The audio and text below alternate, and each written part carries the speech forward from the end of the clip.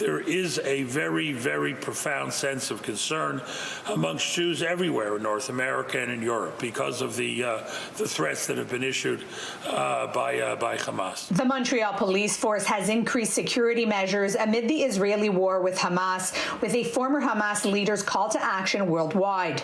But authorities want to reassure the public there is no threat in Montreal. We don't see any attack or any threat coming to Montreal. But it's not because there's no threat that we don't want to be proactive, present, and more vigilant, and especially more visible and accessible in the community. There is not a single indication of anything happening in Montreal. There is no specific threat to anybody in Montreal or any institution in Montreal.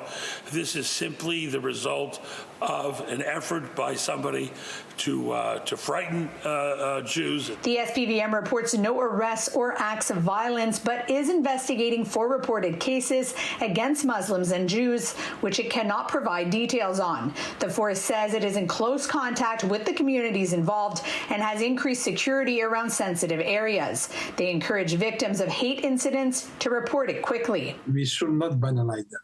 It's important for the police to understand what's going on inside the community, so it's important for the community to call. The SPVM is also calling on the public to keep demonstrations peaceful, as we've seen more rallies in support of Israel and Palestine. We're hoping that people send the right message of peace, understanding, openness, but in due respect.